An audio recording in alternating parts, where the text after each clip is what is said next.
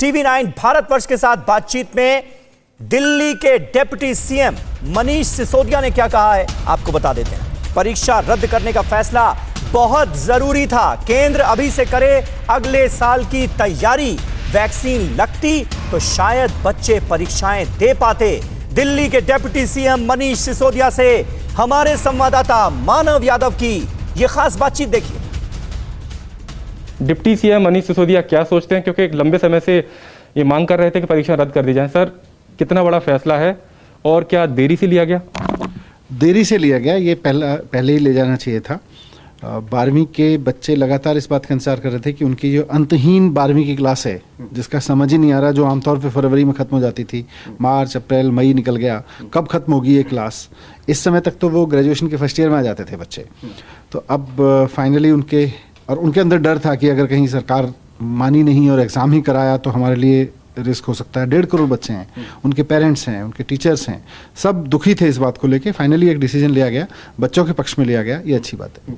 हम लगातार बच्चों से वीडियोस मंगा रहे हैं, उनसे बात कर रहे हैं, उनके कमेंट्स मिले जुले आ रहे हैं। कुछ बच्चे कह रहे हैं कि अच्छा नहीं हुआ, हमने तो पूरी साल तैयारी की। कुछ बच्चे खुश भी हैं इस फैसले से। स्वास्थ्य प्राथमिकता थी, एक अभिभावक के तौर पर आप इसको कैसे देखेंगे? बच्चों को आप कैसे समझाएंगे? दोनों चीज़ें हैं, स्वास्थ्य प्राथमिकता है और कैरियर भी प्राथमिकता है, और दोनों में कहीं कोई कंपटीशन नहीं है।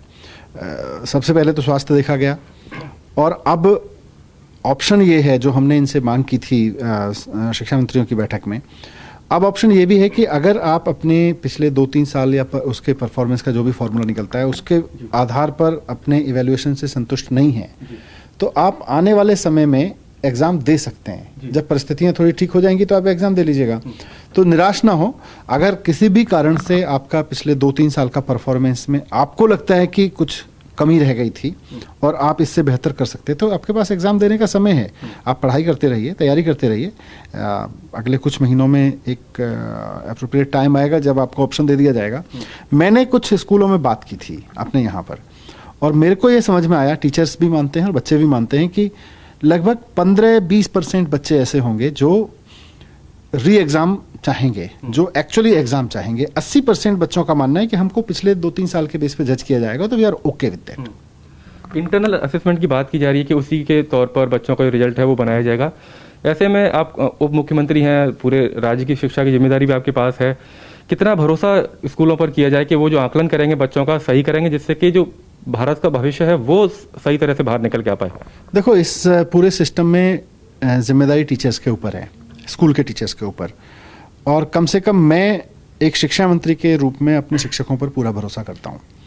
क्योंकि बात सिर्फ एक एग्ज़ाम की नहीं है, बात यह है कि हमने उस टीचर पर भरोसा करके अपना बच्चा उसको सौंपा हुआ है और ये कहा हुआ है कि आप 12 साल इसको पढ़ाइए और इसका भविष्य बना दीजिए। अगर हम अपने टीचर पर इतना भरोसा कर सकते हैं तो इतना तो कर ही सकते हैं कि वो 12वीं की क्लास में उसका असेसमेंट भी ठीक करके देगा। टीचर्स पर भरोसा नहीं करने से काम नहीं चल सकता है। कोई भी सरकार, कोई भी सिस्टम अगर अपने टीचर्स पे भरोसा नहीं करेगा तो शिक्षा चल ही नहीं पाएगी। एग्जाम तो बहुत छोटी चीज़ है।